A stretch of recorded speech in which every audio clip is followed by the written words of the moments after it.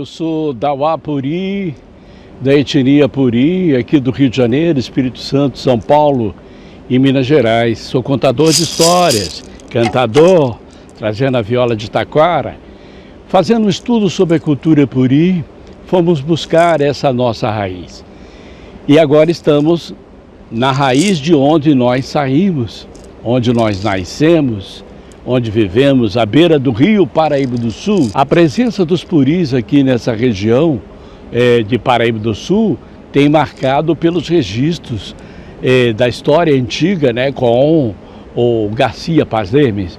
E logo depois nós tivemos a passagem dos puri também pela região de Três Rios, aonde vamos ter também a presença dos puri no córrego dos puri e numa região onde eles conseguiram se fixar, que ficou chamada com o nome da localidade dos Puris, em Três Rios.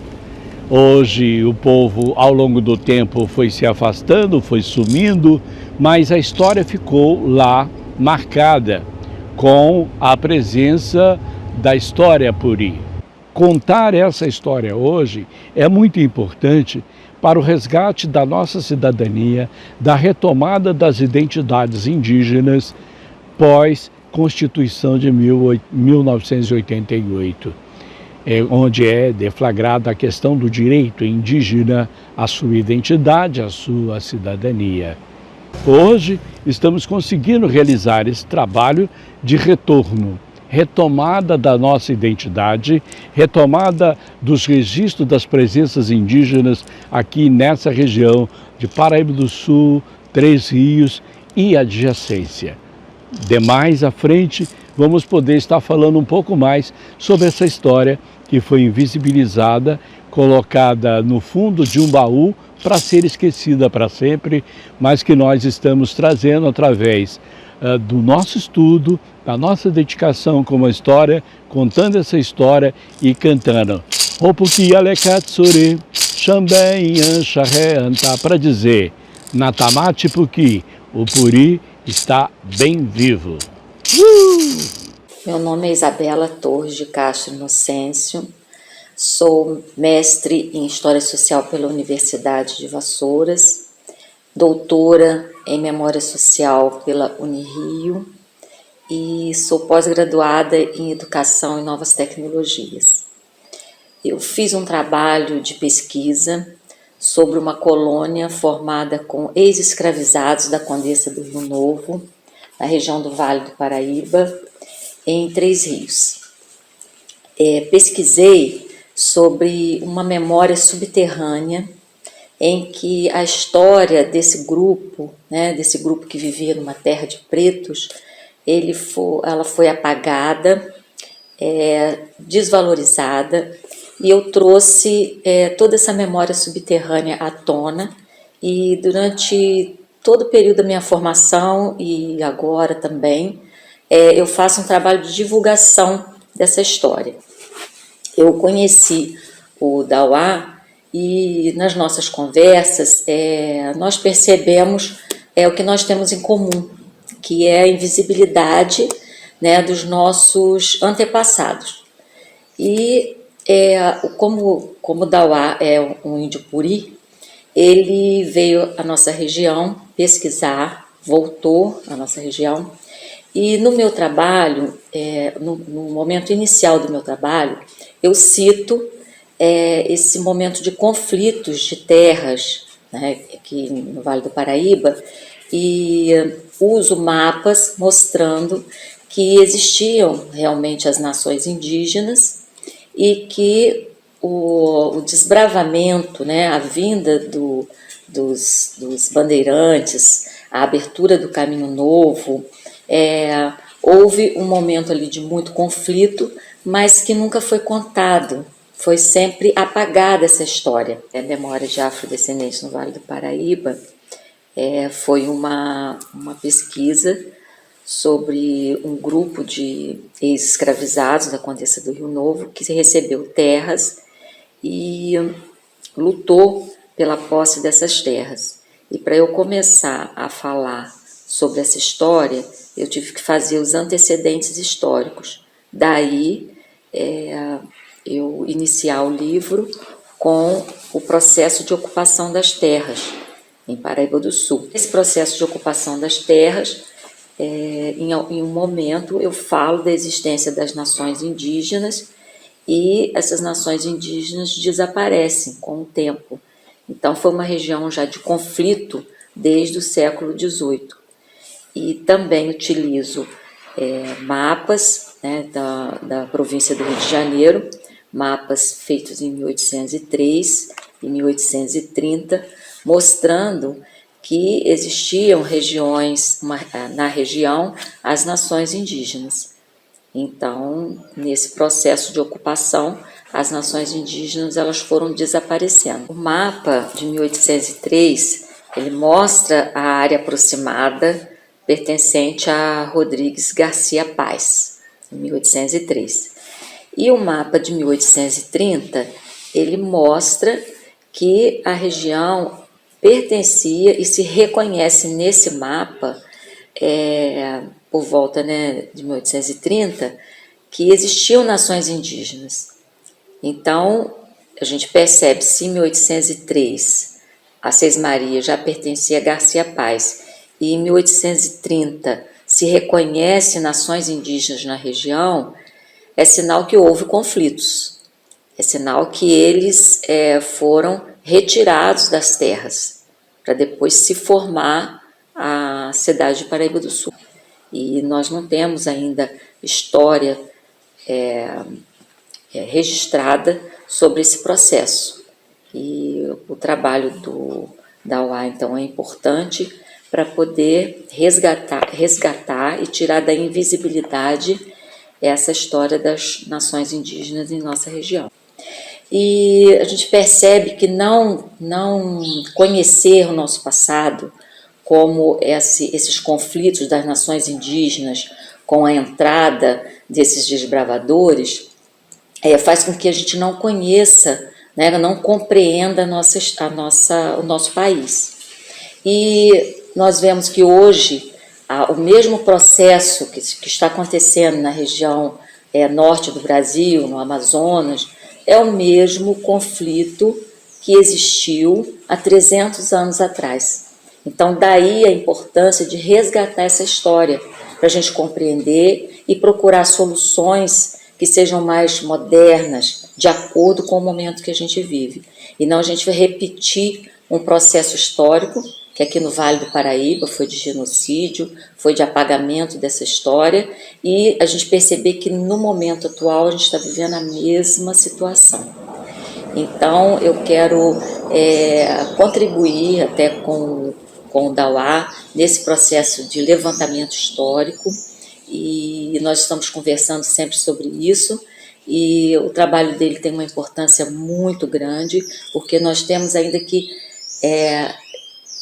fazer a história dos indígenas no país. Com um levantamento sobre essas histórias, fui encontrando esses caquinhos, essas sementes que estavam espalhadas aqui pelo campo do ao redor de Paraíba do Sul, Três Rios, os vestígios deixados pelo povo e as marcas que o povo ainda mantém de sua presença.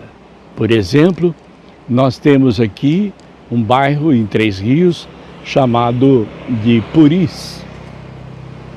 Temos o rio Puris, temos o córrego Puri. Vamos ter também alguns outros bairros, Cavaru, que é uma palavra Puri, bem próxima aqui da região, aonde os Puri também viviam. Durante todo esse tempo, fui reunindo conhecimentos, informações e registros para comprovar a presença e a existência do povo Puri. Meu nome é Jesuilson e eu moro aqui no Puris há uns 30 e poucos anos.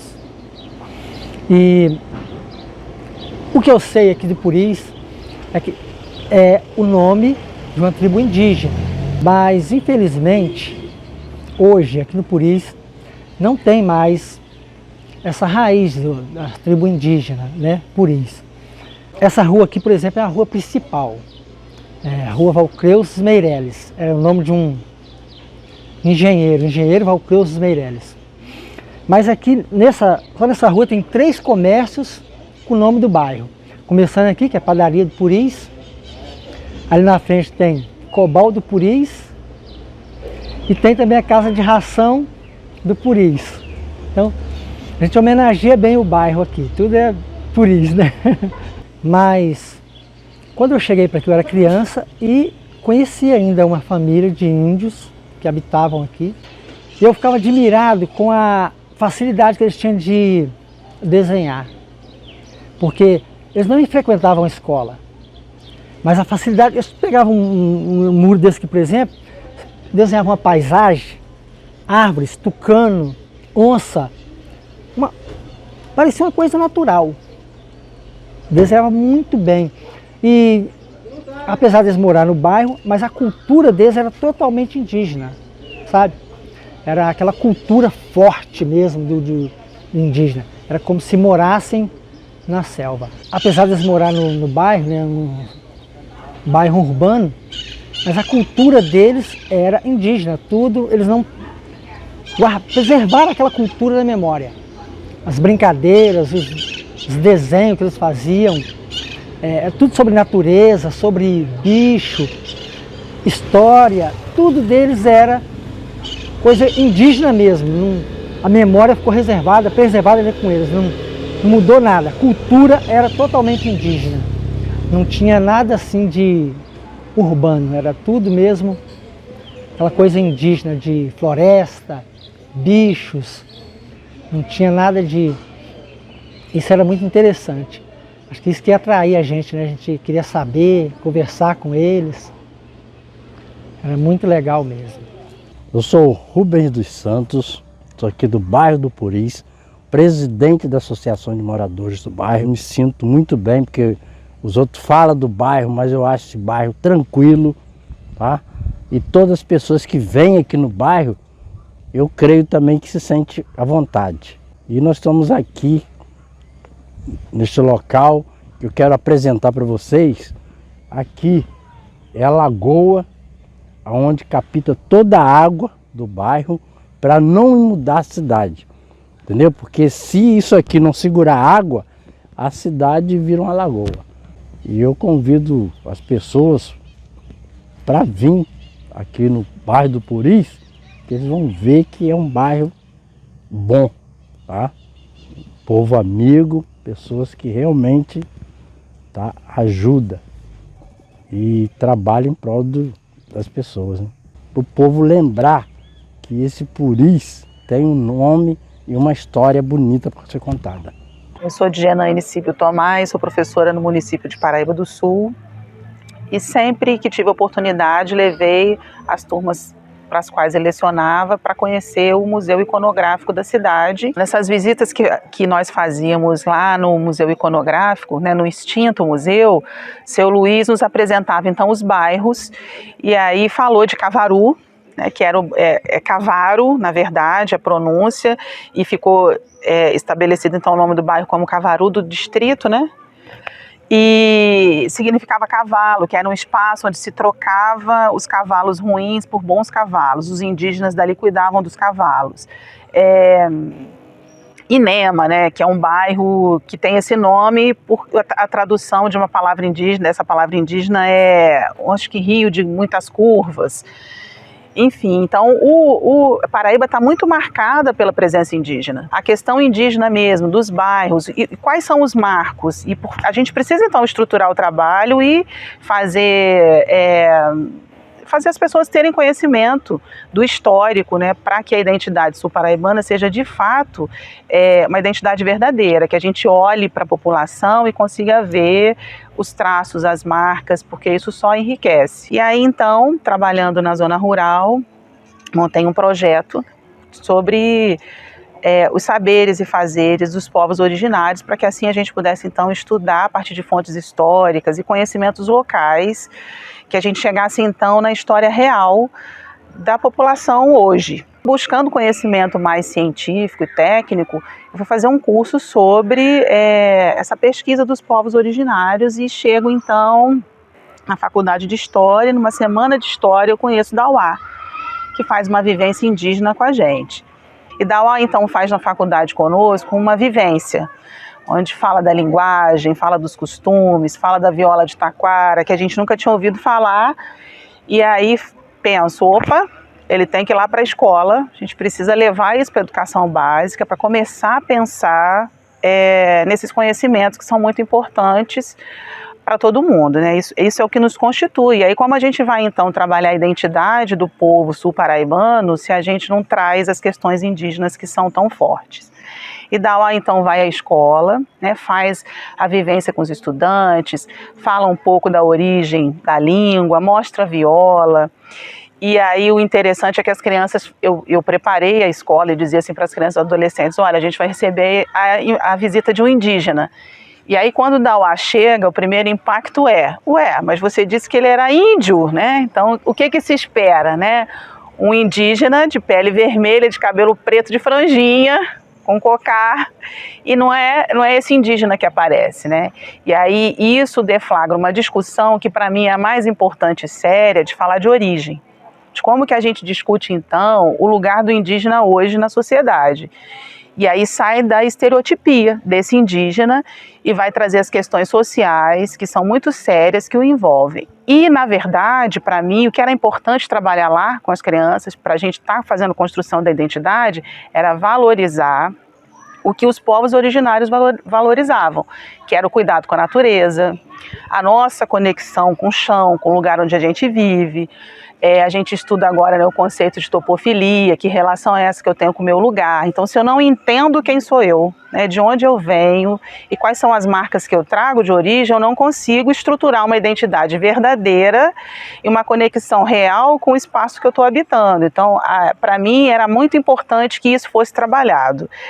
E esse projeto, que acaba sendo um projeto que foi muito rico, que a gente ganha muito conhecimento, que eu acabo envolvendo de uma forma a escola inteira, não só a minha turma, ele me rende, então, um prêmio, né, no Prêmio Professores do Brasil, destaque para o Estado, né, quando eu inscrevo, e era título mesmo de fazer, de divulgar, eu acho que de fazer as pessoas pensarem nesse sentido, de que a gente precisa fazer essas pesquisas.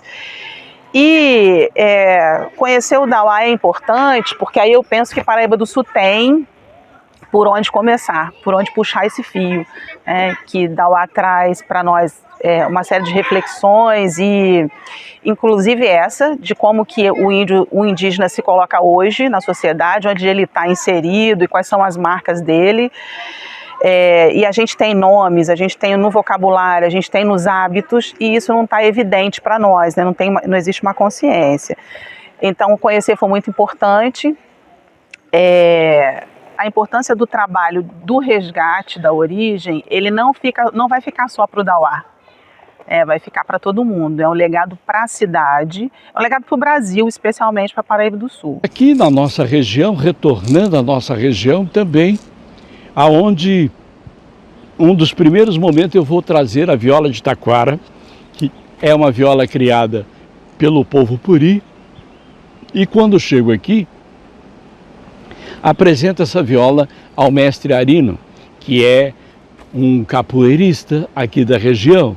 E quando eu comecei a mostrar para ele essa peça, ele disse: "Ah, o meu pai também fazia dessa viola de taquara, aqui na nossa região." Eu disse: olha aí, mestre Arino, tá vendo?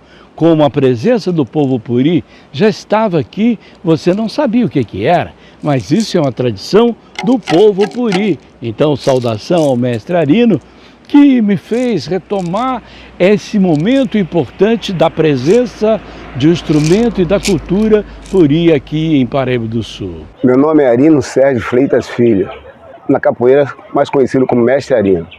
Sou nascido em Paraíba do Sul. A Associação Moçambique de Capoeira se encontra no bairro Eldorado, a qual a gente vem fazendo esse trabalho desde a década de 80. E eu tive o privilégio de conhecer aqui no meu espaço, que eu tenho um quiosque aqui em Paraíba do Sul, batendo no bate-papo, eu tive o privilégio de conhecer o Dauá. E ele veio me falar para mim a respeito de uma viola. Uma viola que ele disse que era viola de taquara, mas eu conhecia como violão de bambu, que meu pai tinha falado para mim. Mas eu não sabia que chamava viola de taquara. E essa viola de taquara, essa que está aqui na minha mão, que eu passei a conhecê-la. Porque na realidade até então eu só conhecia berimbau, atabaque e pandeiro. A viola de taquara para mim foi uma novidade que eu fiquei... Aliás, não é uma novidade, a novidade que eu digo é saber o nome que chama viola de taquara, que era o bambu, essa viola aqui. A gente tem a violinha que era feita no bambu menor e tem no bambu gigante também, que era aquele maior, que era o violão que meu pai fazia. Porque o meu pai, já no passado, quando garoto, ele fazia muita viola pra gente tocar, que era essa aqui. Que era pegar o bambu gigante que era o violão grande. E tinha uma violinha que era um bambu menor. E aí, batendo papo com o Dauã, como eu havia dito, eu fiquei sabendo o nome. Hoje eu sei que é viola de taquara, mas a gente aqui em Paraíba do Sul, meu pai chamava também Arino. Meu pai chamava Arino Sérgio Freitas, eu sou Arino Sérgio Freitas Filho. E meu pai, ele tinha essas coisas assim, aqui nessa área aqui de Paraíba do Sul, ele fazia muito brinquedo pra gente. Viola artesanais assim, mas não sei com quem ele aprendeu também não.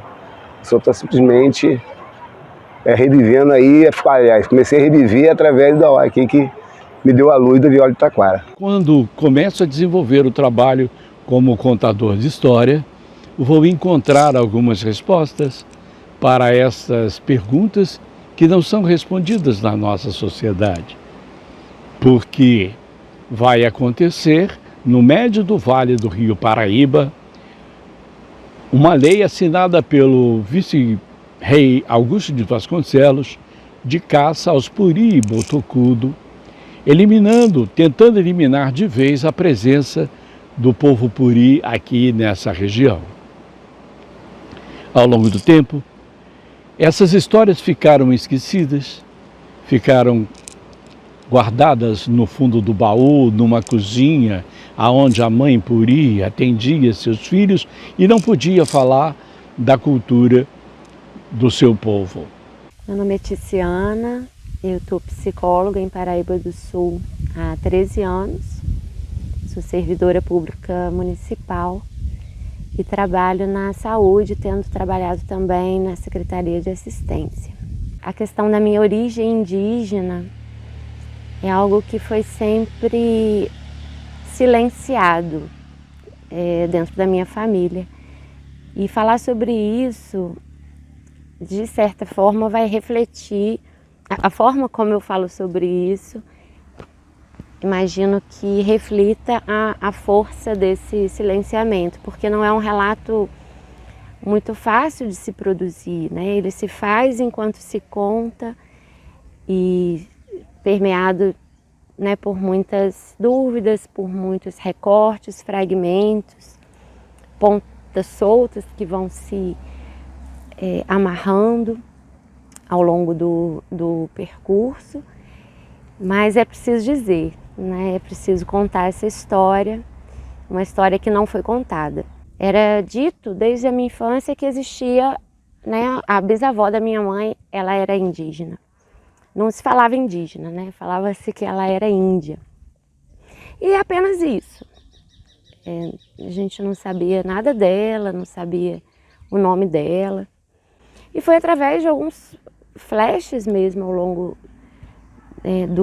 do caminho que essa pergunta sobre a origem, sobre essa minha ancestral foi se colocando, principalmente a partir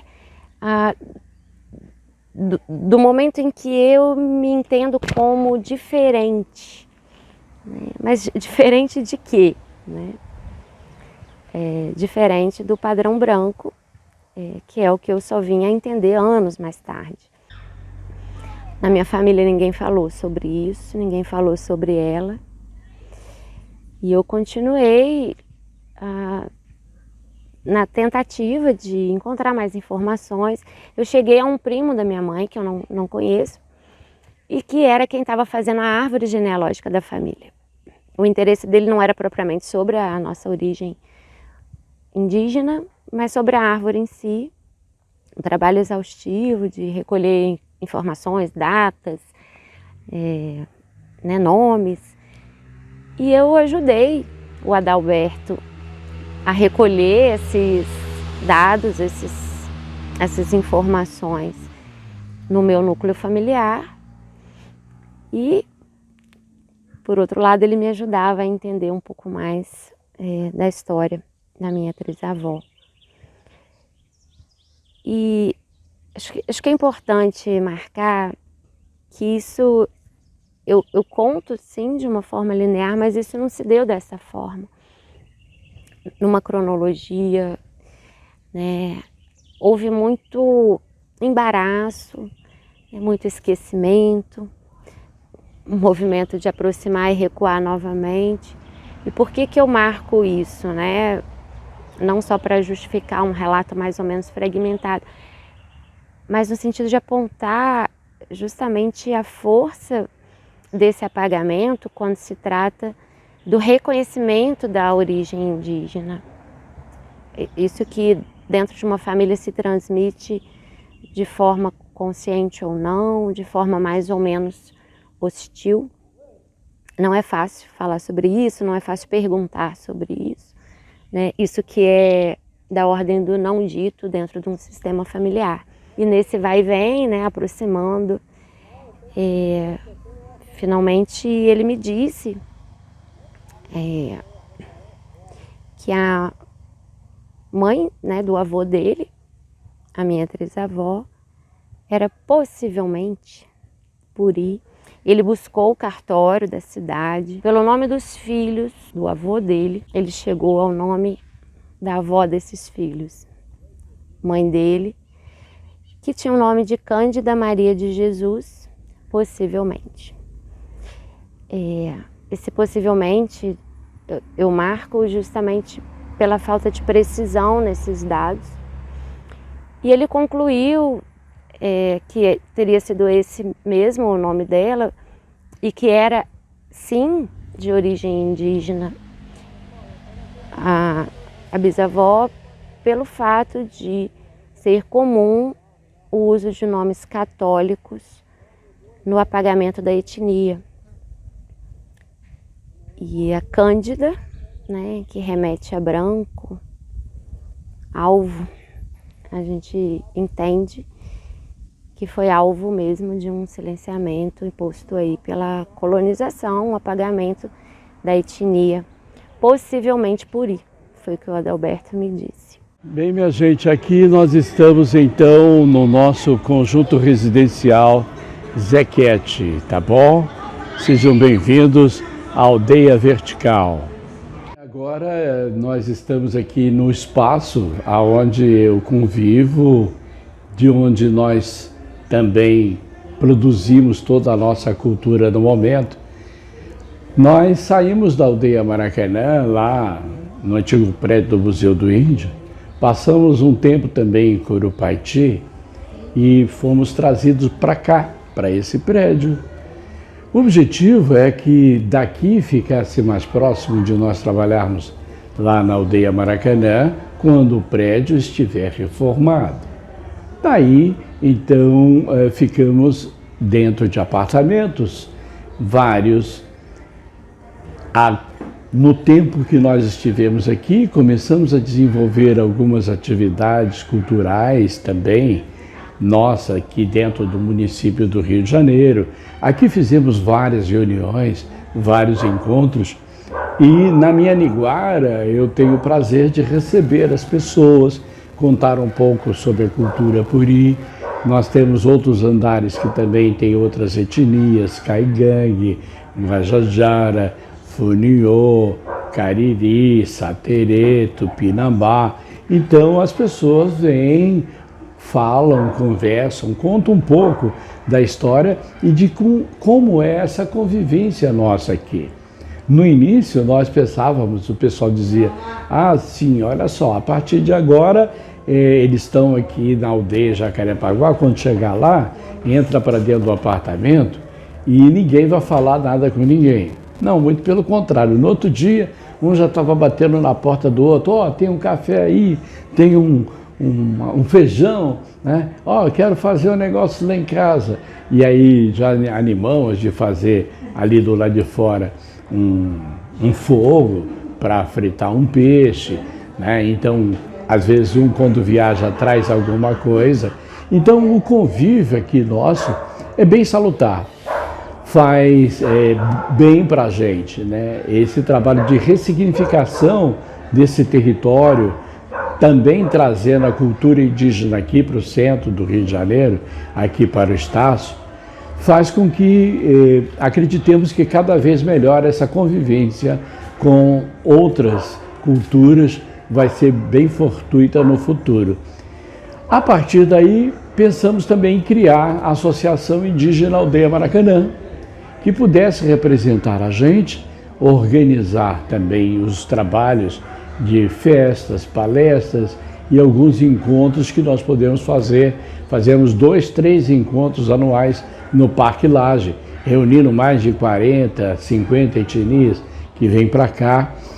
E aqui se tornou um ponto de convergência, né, desses amigos e dessas pessoas. E aqui é que nós vivemos todos os dias. A minha casinha ali, do lado de lá, Puri, do lado de cá, Funiô, Tupi-Guarani, enfim, Chucuru, Cariri, Munduruku, tá todo mundo por aqui. Eu sou Niara do Sol, que as pessoas me conhecem como Niara do Sol. Com 9 anos eu comecei a trabalhar e hoje eu tenho 73. A minha mãe tem várias formas de explicar as coisas, porque ela diz que não sabe se a gente é uma bênção ou um castigo, porque a gente fez alguma coisa muito séria e aí recebeu esse castigo de estar sendo indígena, né, nessa existência. E ser indígena não é tão fácil, né? E é o Brasil, né? Deram o nome de Brasil. Aqui é terra nativa, terra indígena. Mas as pessoas não sabem nada sobre a nossa própria cultura, sobre os nossos povos. Isso aqui nunca teve coberto, morava muita gente aqui. Eram milhões de pessoas que moravam aqui, com línguas diferentes, com comidas diferentes, com jeito de ser diferente, com pinturas, com grafismos e com, sabe, N coisas bastante diferentes.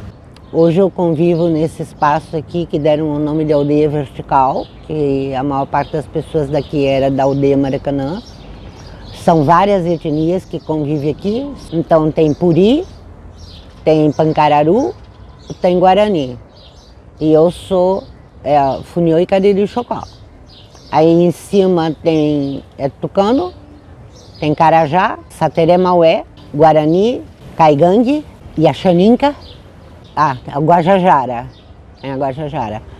E aí nós temos aqui uma diversidade grande, não só de etnias, mas de formas de trabalhar. Aqui a gente tem quem faz artesanato com sementes. Também temos pessoas que fazem grafismos, fazem pinturas, não só na parede, mas em tecido. E temos escritores, temos advogado e advogada, uma caigangue que é advogada e que atua nessa área. Temos estudante de medicina, né? E temos várias outras coisas que são os trabalhos da gente aqui. Eu particularmente trabalho fazendo massagem com ervas, óleos, frutas, pedra, tudo que venha da natureza. Comecei esse trabalho com 9 anos de idade, né? E faço até hoje. Hoje eu trabalho não só aqui, mas eu trabalho em algumas faculdades. Tenho aluno da Unirio, alunos que são estudantes de medicina. E tenho de outras faculdades também estudantes de enfermagem. E faço um trabalho na clínica da família, por ser aqui bem próximo da gente, né? Tudo que eu planto é para ter uma utilidade, não só para mim, nem só para o povo que vive no meu prédio, né? Na Aldeia Vertical, que foi dado o nome. Mas sim para que sirva para o condomínio, para a clínica e para outras pessoas que queiram, que se interessem. Tudo que você vê aqui, não tem uma coisa que eu possa dizer, isso daqui é mato. Tudo que tem aqui, que eu plantei, eu sei para que serve, como tem que ser plantado e como tem que ser colhido. Tá? Aqui eu não vendo nenhuma muda, as mudas são doadas. Qualquer pessoa que vem aqui quer levar uma muda de alguma coisa, se não tiver, eu preparo e digo, ó, daqui tanto tempo você vem aqui buscar. Mas eu dou muita muda, muda de citronela, explico que é contra mosquito, né? Agora estou fazendo um pequeno pomar, então eu ali tenho várias mudas de frutíferas. Esse aqui é o Ora Pronobis, né? Olha, esse é o Ora Pronobis que dá o nome de dourado, né? Porque ele é dourado mesmo, né? Ó, se alastrou bem. No início, quando eu plantei a mudinha bem por aqui, o povo queria arrancar, queria tirar e tal. E já hoje em dia eles vêm pedir muda para plantar mais, né? Isso aqui é uma vitamina extraordinária, mas também pode tirar essas sementinhas para estar dando para as pessoas plantar, né? Porque tem gente que não... Mas aqui a gente dá a muda mesmo, porque a muda vem mais rápido. Agora os médicos recomendam, né, para as pessoas para comer Ora Pronobis, porque 10 folhas da Ora Pronobis, elas valem por 100, 150 gramas de carne. Então toda pessoa que tem anemia, o ideal seria que ela comesse Ora Pronobis. Eu faço muito suco para as crianças, né? Eu faço suco, eu faço omelete, eu faço pão. Eu faço uma pastinha que você passa no pão, né, de Ora Pronobis. Então aqui, nós, por exemplo, ontem eu fiz um bolo de aveia, que não vai leite, não vai gordura, não vai trigo e não vai açúcar. Então cada criança que passou ali, passou criança Pataxó, pegou um pedaço. Passou criança Guajajara, levou um pedaço. Passou o outro, que é de outra etnia, levou um pedacinho também. E todos eles gostaram. E é um hábito, por eu ser mais velha, então eu faço as coisas e ofereço para eles, até aquilo que eles não conhecem. Então a nossa convivência é razoavelmente boa, em vista de ser etnias muito diferentes, né? E muitos, quando precisam alguma coisa que está difícil de conseguir, eles vêm, doutora Niara, mas eu não sou médica formada na faculdade. Eu digo que não tenho diploma de médica porque na mata as árvores ainda não aprenderam a te dar um papel, um diploma, né? E então é isso. Aí, mas muitas coisas eu tenho que ficar brigando com os médicos, né? Uma briga assim, amigável, entendeu? E hoje em dia, graças a Deus, a saúde ela está dando um pouquinho de crédito para a medicina que é tão antiga, né? Que seja a gente trabalhar com aquilo que Deus nos deu. Todas essas plantinhas faz parte de Deus, né? Então é a coisa de você estar trabalhando em harmonia com a natureza, ou seja, estar trabalhando com Deus.